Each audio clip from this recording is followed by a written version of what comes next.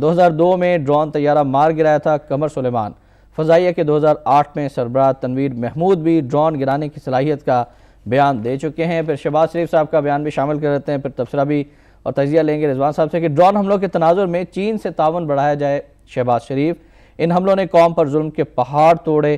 لاہور میں پہلی آشیانہ اسکیم کے لیے قرآن اندازی 1 مئی کو ہوگی، دانش اسکولوں کی طرح اسے بھی شفاف طریقے سے مکمل کریں گے۔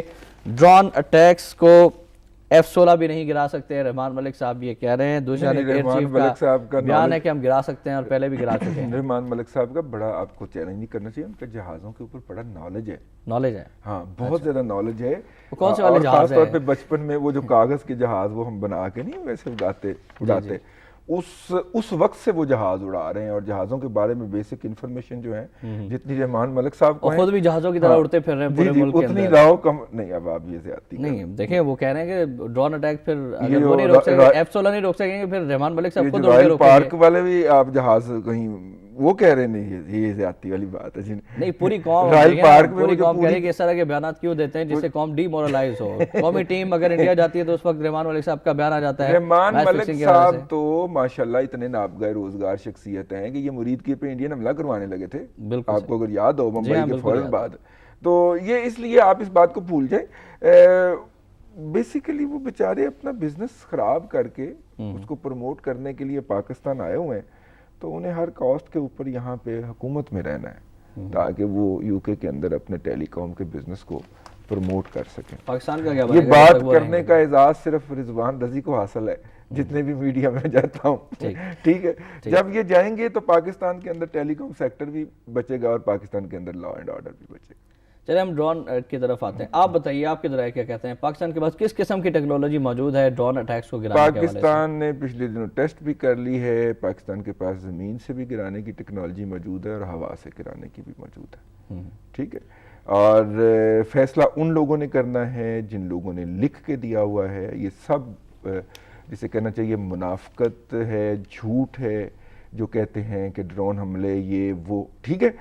پاکستان کے پاس دونوں طرح سے اس کو گرانے کی ٹیکنالوجی موجود ہے، پاکستان کے دوست اس کو بتا سکتے ہیں کہ کہاں سے ڈرون اڑا ہے اور کہاں پہ گیا ہے اور اس کی ڈائریکشن کیا ہے، اور اس کے بعد اس کو ٹارگٹ بھی کیا اگر اس سلسلے میں ہمیں چین کے تعاون کی ضرورت ہو تو ہمیں بالکل لینا چاہیے؟ چین ہمارے ساتھ کس طرح سے تعاون کر سکتا ہے ڈرون اٹیک سے؟ ابھی تک چین کی جانب سے کیا سمجھتے ہیں کہ واضح طور پر کوئی بیان آیا ہے، پالیسی بیان آیا ہے چینی حکومت کی جانب سے؟ چین کے ساتھ ہم کرتے بڑی بری ہیں نا، گوادر ہم اس سے بنواتے ہیں، دے ہم امریکہ کو دیتے ہیں، امریکی کمپنی ہے نا جی، وہ جو سنگاپور ڈیپ سی پورٹ جو ہے، تو اس لیے چین سے ہم، چین ظاہر ہے کہ بیچارہ کہے گا تو صحیح نا کہ بھائی جان آپ مطلب کہ ونڈو شاپنگ ہماری دکان سے کرتے ہیں اور اصل شاپنگ آپ وہاں سے کر لیتے ہیں، تو اس لیے تھوڑا سا آپ آرام کریں۔ رضوان صاحب اس پر معذرت کے ساتھ کرنا کلام میں ناظرین مزید گفتگو بھی ہوگی، لیکن پہلے ایک بریک کے بعد دوبارہ حاضر ہوں گے آپ کی کالز کے ساتھ، آپ ہمارے ساتھ رہیے گا۔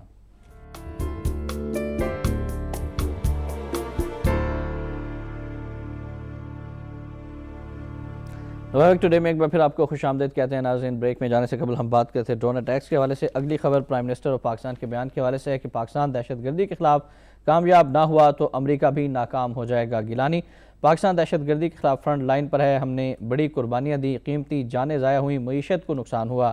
امریکہ کو پتہ چل گیا ہے کہ ہم دہشت گردی کے مسئلے کا باعث نہیں بلکہ اس کے حل میں اہم کردار رکھتے ہیں۔ روسی ٹی وی سے انٹرویو، اور رضوان صاحب کی اجازت سے ہم پہلے کالر بھی شامل کرنا چاہیں گے، ملتان سے سعید صاحب ہیں۔ السلام علیکم جی۔ وعلیکم السلام ورحمۃ اللہ۔ محترم احتشام بھائی جی، محترم رضوان رضی صاحب سے ایک درخواست کرنی ہے جی فرمائیے۔ کہ الحمدللہ آپ ایک عرصے سے سچ بول رہے ہیں، لیکن گزارش یہ ہے کہ سچ اچھا، پر اس کے لیے کوئی اور مرے تو اور اچھا۔ آپ کوئی منصور ہیں جو اصولی پہ چڑھے، خاموش رہیں، ان سے تو یہ گزارش ہے۔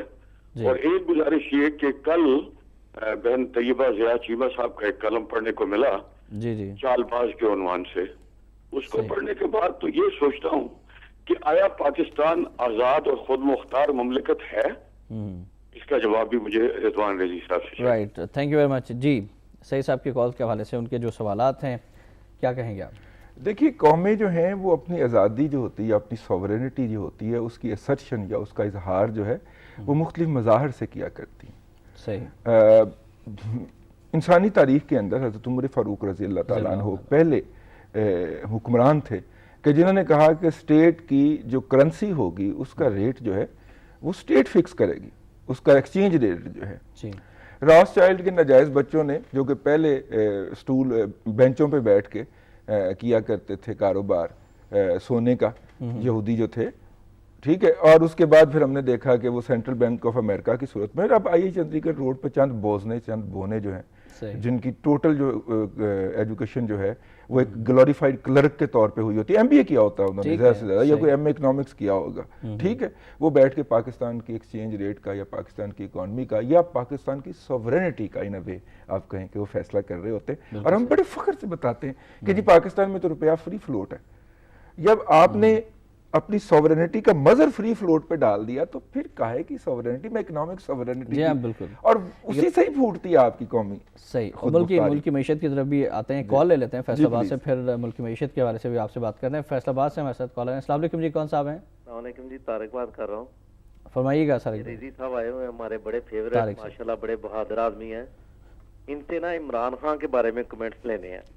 اچھا، عمران خان کے بارے میں تفصیلی ذرا کمنٹس دے دیں کیونکہ یہ سچی بات کرنے والے ہیں۔ ٹھیک ہے، تھینک یو ویری مچ جی۔ عمران صاحب کیسے لیڈر ہیں؟ عمران صاحب جو ہیں اگر وہ اپنی پارٹی میں اکیلے ہوں تو ان سے بڑا لیڈر کوئی نہیں، لیکن ان کی پارٹی میں ان کے علاوہ ارد گرد جب بھی ہم نظر ڈالتے ہیں تو ہمیں ہر دفعہ نیا ہی چہرہ نظر آتا ہے۔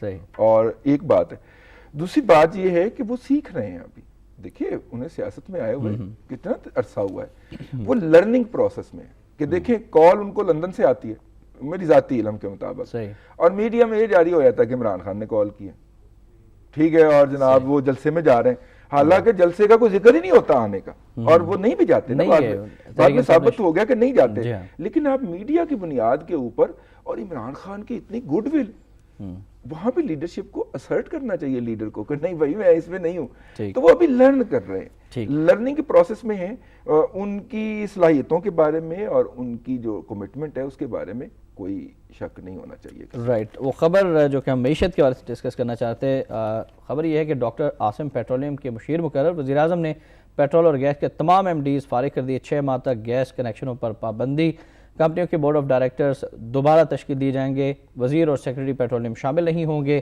وزارت پیٹرولیم اور اس کے تحت کمپنیوں کے 60 سال سے زائد عمر کے ملازمین ریٹائر کر دیے جائیں گے، سرکولر ڈیٹ کام کرنے کے لیے اقدامات کیے جائیں، گیلانی کی مشیر پیٹرولیم سے ملاقات میں ہدایت، صدر نے ڈاکٹر عاصم کو وزیر اعظم کی ایڈوائس پر ان کا مشیر مقرر کیا، صدارتی ترجمان۔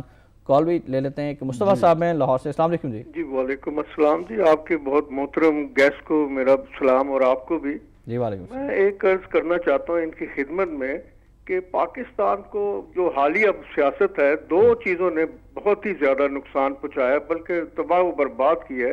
ایک تو سیاسی مفاہمتی کولیشن، جی وہ ایک سیاسی ٹریپ تھا اور کوئی اپوزیشن نہیں ہوئی، اور دوسرا جو کولیشن جو بدترین ہے، جو ہماری نظریاتی احساس، ہماری اسلامی قدروں کو تباہ کر رہا ہے اور جس نے معاشی تباہی مچائی ہوئی ہے، وہ ہے اربن پولیٹیکل ٹیررسٹ کا coalition with ultra liberal and electronics terrorist, یعنی کہ جو جیسے کراچی کے دہشت گرد ہیں ان کو میں اب اربن پولیٹیکل ٹیررسٹ کہوں گا، شہری دہشت گرد سیاسی۔